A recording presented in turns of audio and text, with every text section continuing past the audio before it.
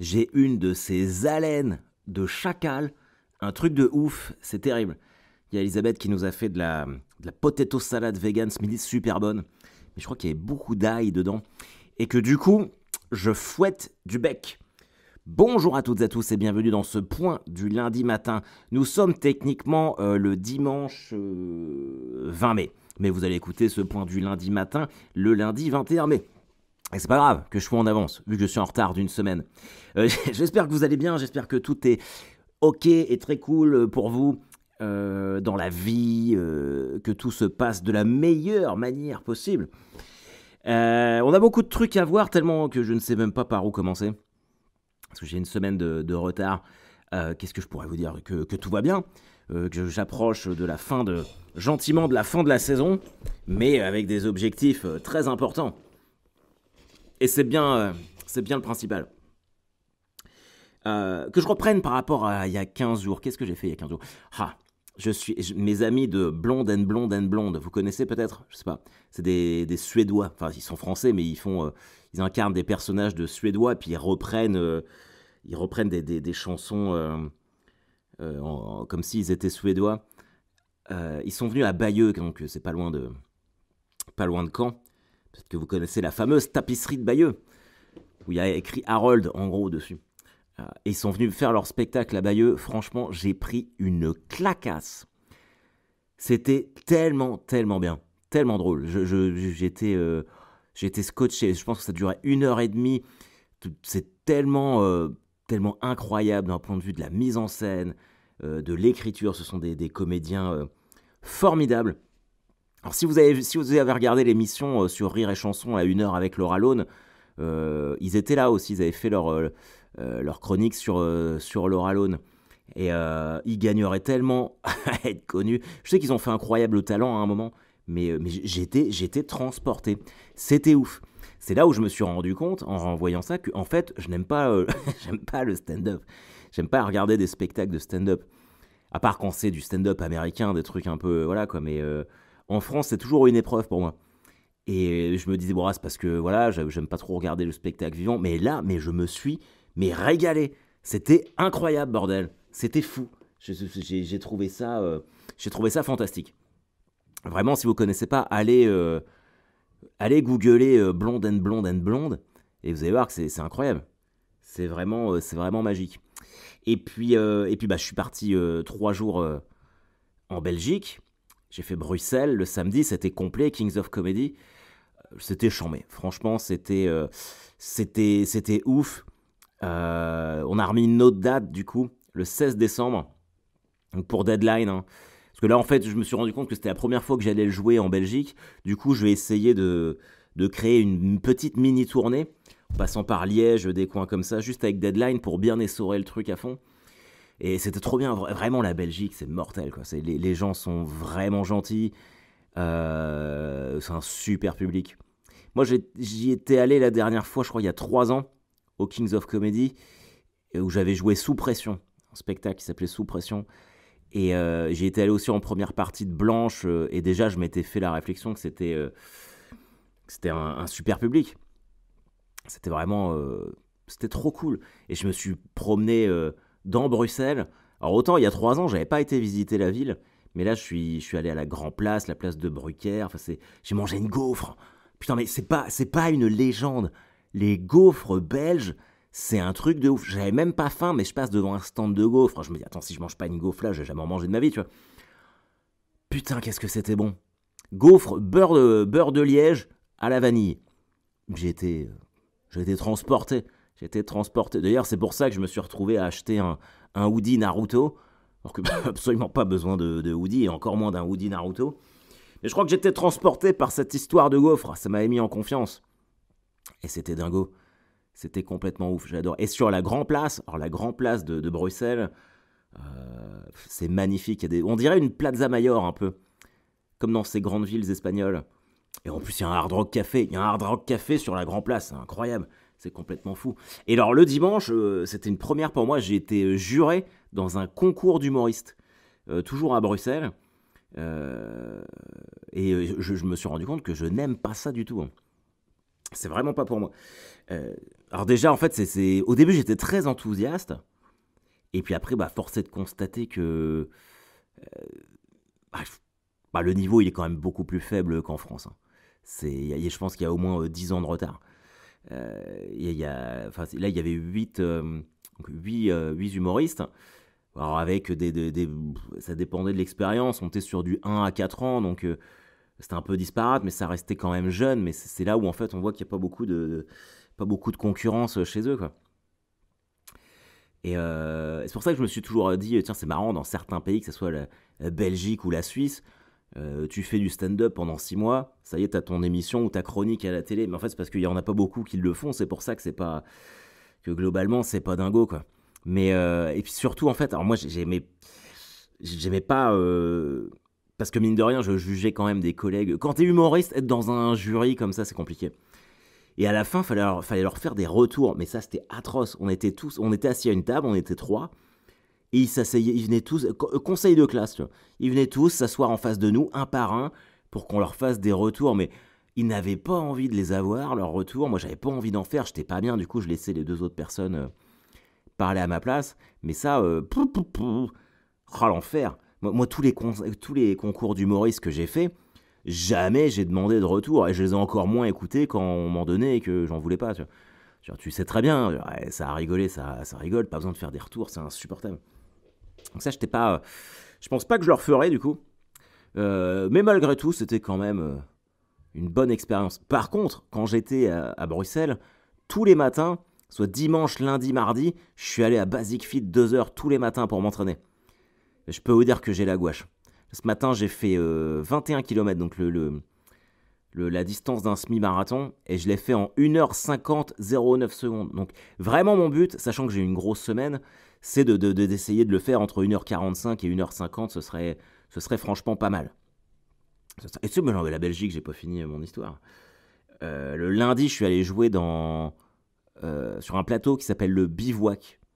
Vous n'allez pas connaître, mais qui était en semi-extérieur, parce que c'était dans un espèce de gros complexe à toile tendue qui est là que l'été. Et il faisait un temps de merde, il faisait méga froid. J'ai joué avec mon manteau, mon hoodie. Les gens, ils étaient sous des plaids. Il n'y avait pas beaucoup de monde, il y avait 10-12 personnes. Et j'ai fait 30 minutes de nouveau matos, même de matos jamais testé en vrai. Et j'étais très content parce que ça s'est super bien passé. Et rappelez-vous les objectifs fixés début septembre, d'avoir arrivé fin juin une nouvelle heure, tu vois, une nouvelle heure à bricoler. Et bah vraiment, je pense qu'on s'en rapproche grandement. On est dans les objectifs et ça c'est très chouette, très très chouette. Et quand donc le lendemain, je suis allé à Paris le mardi et j'ai fait 20 minutes au Goku Comedy Club avec deux autres humoristes. Et bah, je suis passé en premier. J'avais demandé à passer en premier parce que derrière, il fallait que j'aille jouer au Fridge. Et il faut jamais changer ce qu'on a prévu de faire. J'arrive, je connaissais pas le Goku Comedy Club et c'est vrai que c'est des gens qui mangent, c'est des petites tables très très proches de la scène. Et je voulais faire que du test. Et en fait, je l'ai pas senti. Je me suis dit, putain, faut que j'arrive avec du sûr parce que je sens que ça va être showtime, quoi. Surtout qu'il n'y avait pas de chauffe ni rien. Et j'arrive et je commence avec mon sûr et des trucs de deadline, quoi, des trucs qui marchent tout le temps. Et vite fait, tu vois, où ça marche pas trop, où ça marche vite fait. Et c'est quand je suis parti sur mes nouveaux trucs du prochain spectacle que là, ça a commencé à prendre. Donc j'étais un peu surpris. J'étais quand même un peu surpris. Et après, du coup, je vais au Fridge, où j'ai quand même plus l'habitude d'aller. Et là, je me dis, vas-y, je fais que du nouveau. Et j'ai fait que les nouveaux passages. Mais déjà, je sais pas pourquoi, moi j'étais plus à l'aise. Comme si, euh, Comme si ce nouveau matériel était plus en adéquation avec Paris, avec aujourd'hui. C'est là où je pense que Deadline il commence à être un peu poussiéreux. Je m'en suis vraiment rendu compte sur ça. Et là, c'était mortel. J'ai fait 2 sessions au Fridge. C'est mes 2 meilleurs passages là-bas, sans problème, quoi. Et c'était qu'avec les trucs nouveaux. Donc j'étais vraiment très très très content. C'était. Alors vraiment, Ça a été une semaine chargée, où j'ai pas beaucoup dormi, où j'ai beaucoup travaillé, mais putain, ça fait plaisir. Putain, je suis content. Et alors le mardi, ça c'est la belle histoire de la semaine. Le mardi, j'avais rendez-vous avec une pote du côté de Châtelet. Et puis je l'attends, puis je scrolle sur mon Instagram et je vois une publication de Metallica qui disent qu'il y a un shop éphémère à côté de Châtelet. Donc bon, je vais boire une tisane avec ma poteau, et puis quand je lui dis au revoir, je fais vas-y, je vais quand même aller voir un peu le pop-up store avant d'aller jouer. Et donc j'y vais, je me dis bon allez, je regarde, mais je n'achète rien. Bon finalement j'ai claqué 125 €. J'ai ramené des t-shirts à tout le monde, pour les enfants, pour Elisabeth. J'ai racheté des pintes à bière en plastoc. Mais en fait, alors c'est là où. Parce que je me suis dit, bah allez, tu vas pas. Parce qu'ils jouaient mercredi et vendredi au Stade de France. Et je me suis dit, bon, ouais, tu vas pas les voir en concert, tu peux te faire plaisir. Alors que j'avais même pas besoin de me faire plaisir en vrai. Mais j'ai craqué. J'ai craqué. Et le lendemain, je rentre pour l'anniversaire de mon petit bonhomme. 7 ans, ma petite merveille. Et puis, donc je donne les cadeaux et tout, machin truc. Je suis content, tout se passe bien. Euh, et le soir, non, oui, donc on fait la soirée à la maison, tranquille. Et le lendemain matin, on avait mes parents qui venaient manger pour le jeudi de l'Ascension, puis pour faire l'anniversaire du gamin. Et puis je suis en train de prendre mon petit déj et je regarde la setlist de Metallica, parce qu'en fait, ils faisaient une setlist le mercredi et une complètement différente le vendredi. Et puis je regarde ça pendant que je suis en train de prendre mon café, et puis je me dis, ah là, c'est vrai que c'est cool. Puis je regarde le prix des places, je dis, ah non, c'est méga trop cher, j'ai pas envie de voilà. Et puis voilà, je pars faire mon jogging, et pendant que je pars faire mon jogging, j'ai mon meilleur pote, Fuckface, qui m'envoie des textos, qui me fait, ah, ça te dirait pas qu'on aille voir Metallica, machin truc. Je dis, arrête, j'étais en train de regarder ce matin, non, c'est pas raisonnable, on se fait déjà le Hellfest et tout. Puis il fait, ouais, mais j'ai trouvé des places à revendre qui sont pas chères. Je dis, ah, tu me laisses courir, laisse-moi tranquille, tu me perturbes. Et puis bah je cours, et puis très rapidement le chemin, l'idée fait son chemin dans ma tête, et je me dis putain ouais j'ai quand même bien envie d'y aller. Sauf qu'il fallait que, avant que je puisse y aller, moi il faut que j'ai l'autorisation de Madame Barbet, sinon je l'ai dans le huc. Et finalement je lui en parle, enfin je lui en parle, j'achète sa validation parce que je lui ai promis de lui offrir un massage dans un spa, des trucs comme ça. Et puis il me fallait trouver une solution pour les enfants, et c'est comme ça que vraiment la veille, je me retrouve à aller avec 2 places pour aller voir Metallica en carrière au Stade de France. Et c'était dingo. C'était mais dingo, les amis. C'était incroyable. Et j'ai encore claqué du fric sur des t-shirts. Ah putain, ouais. Là, ça se voit que c'est la fin de l'année, là. Je me suis fait plaisir. Ah, c'était ouf. C'était ouf. Il y avait plein de monde, l'ambiance, elle était dingo. Les premières parties, c'était génial. Franchement, c'était trop bien. Et je me suis dit, c'est ce qu'il me fallait. C'est ce qu'il me fallait pour ce week-end, pour bien me remettre, parce que là, c'est une semaine très importante. Très, très importante. Pour ça que je vous le fais, enfin, que j'enregistre le dimanche, ce point du lundi matin, parce que je veux être complètement concentré dès demain sur l'échéance de la captation. Donc c'est vendredi que je capte mon spectacle à Sens. Il doit rester, je pense, entre 50 et 60 places. Donc ça fait déjà une super salle. Le théâtre il est bien rempli et tout. Mais c'est vrai que si pour moi, tu veux me dire qu'on pouvait faire un petit complet, un petit sold out, ça serait vraiment très très cool. Il y aura du merch, bien sûr. Il y aura du merch. J'ai Avril qui vient avec moi en première partie. Donc ça c'est très cool. Et puis voilà. Donc j'arriverai la veille, histoire de... Alors ce qu'on fait, nous... Oui, parce qu'en fait, du coup, la prochaine fois que je vous parlerai, la captation sera finie. Ce qu'on a prévu de faire, c'est que le vendredi matin, on le filme déjà une fois, sans public. Comme ça, si jamais je savonne pendant le soir où il y a du public, on a les prises pour meubler sur le montage, pour pas qu'il y ait de blagues qui tombent à plat, ou que je mange des mots, ou je ne sais quoi. Donc ça va être très cool. Mais j'ai une petite pression quand même. J'ai une petite pression parce que il n'y a pas de raison que ça se passe mal. Mais bon, c'est quand même une grosse organisation. Alors j'ai de la chance que ce soit à Sens et que là-bas, les gens vraiment... beaucoup de bénévoles qui m'aident et qui me filent un coup de main. Parce que sinon, j'aurais pas pu y arriver, ça c'est clair et net. Donc vraiment un grand merci à eux. Et puis voilà. De toute façon, alors regardez bien, suivez bien les journées de jeudi et vendredi sur mes stories. Parce qu'on on va arroser avec Avril. Le théâtre, il est magnifique. Vraiment, c'est un théâtre à l'italienne. C'est vraiment incroyable. C'est vraiment incroyable. Et finalement, alors moi, c'est vrai que je me serais toujours imaginé faire la captation de mon spectacle chez moi à Caen, mais on n'a pas de théâtre comme ça. Et là, vraiment, c'est... Puis les gens sont tellement enthousiastes, je reçois des messages de certaines personnes qui ont déjà pris leur place, c'est vraiment très très cool. Donc ça va être une belle soirée, quoi. Et puis le lendemain, je joue au El Camino, donc avec Margot de Meurice, qui est une humoriste lilloise, que moi j'aime beaucoup.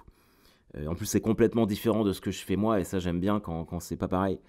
Et donc on fait un 30-30 au El Camino avec l'open mic d'abord. Et ça sera la dernière de la saison de Sons of Comedy. Et en vrai, c'est ce que je disais déjà aux open micers, mais je vous l'ai déjà dit. Je pense que ça va être le dernier pendant un moment, parce qu'après je vais me concentrer moi pour répéter mon heure. Alors peut-être que j'aurai des premières parties qui viendront vite fait, mais voilà, ça va être incroyable.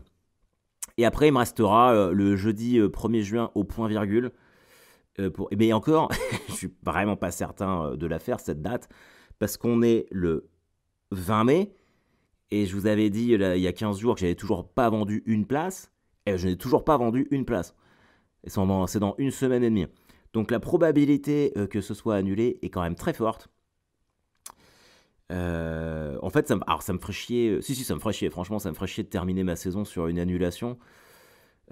Mais bon, de toute façon, voilà, c'est comme ça. Ça fait partie de mes objectifs de l'année prochaine. Il faut que je trouve une solution pour Paris. C'est pas normal que j'arrive à aller dans toutes les villes, partout, et que ce soit quand même bien souvent complet, mais qu'à Paris, j'y arrive pas. Il me faut plus de visibilité. Alors, est-ce que ça passe par la régularité sur les vidéos? Peut-être. Est-ce qu'il faut que j'aille faire plus de comédie club? Je suis pas certain. Je suis pas certain que le taux de transformation soit si important que ça. Donc, je sais pas. J'ai pas encore de réponse à ça. Mais je m'attends, sans être pessimiste, hein, je me prépare déjà à ce que ou ce soit annulé le point virgule, ou alors que ça se joue vraiment en très petit comité. Et je préférerais à la rigueur, je déteste annuler une date. Vraiment, même s'il y a 5 personnes, je préfère jouer plutôt que d'annuler. C'est pas le genre de la maison, j'aime pas ça. Et puis voilà. Ah si, grande nouvelle, grande nouvelle. Puis je terminerai là-dessus. Il y a peu de temps, j'ai été contacté par TEDx. Vous savez, les conférences TEDx mondialement connues. Donc j'ai été contacté par TEDx Caen. Donc ils avaient sélectionné tout un tas de personnalités de la ville pour potentiellement savoir si on pouvait être intéressé pour participer à un TEDx. Donc ils faisaient voilà, une demande globale. Il fallait présenter en 2-3 minutes en vidéo ce qu'on comptait faire par rapport au thème qui est secret et que j'ai pas le droit de vous dire. Et donc j'ai été sélectionné. Et du coup, je vais faire une conférence TEDx. TEDx, je crois qu'on dit aux États-Unis. TEDx. Donc c'est incroyable parce qu'il y a des chirurgiens, des physiciens, des astronautes de je sais pas quoi. Et puis il y a moi. Et donc je trouve ça cool. Je trouve ça chouette qu'ils aient pensé à moi. Et le TEDx sera en octobre, il me semble, au château de Caen. Ça va être fou. J'ai vraiment hâte. Alors c'est un talk de 10 minutes. Et on a là, mardi, un dîner en fait où on va rencontrer les autres. Parce on a tous un coach en fait. Alors c'est ça qui m'inquiète un peu. Moi. Parce qu'on a un coach qui aide à la prise de parole en public. Mais bon, sans vouloir me la raconter, j'ai pas forcément besoin qu'on me coach pour de la prise de parole en public. Donc je sais pas trop comment ça va se passer cette collaboration, mais du coup je rencontre la personne mardi. Et puis voilà. Donc c'est déjà pas mal. Alors l'année prochaine, je vais annoncer ça après le point virgule. J'ai déjà une tournée quasiment complète. Hein. Je crois que je suis sur 38-39 dates et je vais absolument partout. Donc j'ai tiré la corde pour descendre dans le sud, vu qu'il y en a certains d'entre vous qui me demandent, mais il y aura du Marseille, du Aix-en-Provence, tout ça. Et puis je continue de bien blindax cette prochaine tournée qui sera mi-deadline, mi-nouveau. J'ai tellement hâte que vous puissiez voir le nouveau. Alors, si vous venez à Caen, vous avez déjà vu des morceaux. D'ailleurs, si vous êtes venu à Caen l'autre jour avec Étienne Bianco, où j'avais fait 35 minutes, là, a priori, je suis parti pour faire d'autres trucs. Donc, j'ai hâte de vous montrer. L'ambiance était tellement folle. J'espère que ça va être pareil samedi parce que ça serait une chouette manière de clôturer la saison. Enfin bon, voilà les amis. Écoutez, prenez soin de vous. Si vous voulez me rendre service, partagez le fait que je vais jouer au point-virgule sur les réseaux sociaux, même si je suis pas certain que ça ait une grosse portée. Mais ça pourrait me filer un coup de main et m'éviter d'annuler cette date. Et puis prenez soin de vous. Éclatez-vous bien. J'ai hâte de vous voir sur la route. J'imagine que j'enverrai un certain nombre d'entre vous à Sens. Donc ça sera très chouette, vraiment. Faites gaffe à vous, soyez généreux avec vous-même, faites ce que vous pouvez, n'ayez pas de regrets, ne supposez jamais rien, ne faites jamais de suppositions. Enlevez toutes ces visions de votre tête là, tous ces trucs qui nous polluent, où on s'imagine des trucs, des machins. On arrête tout ça, on vit au jour le jour. Et je vous dis à la semaine prochaine, sans faute, je serai là. Attends, je réfléchis. Oui, je serai là, pas de problème. Allez, bisous, bye bye.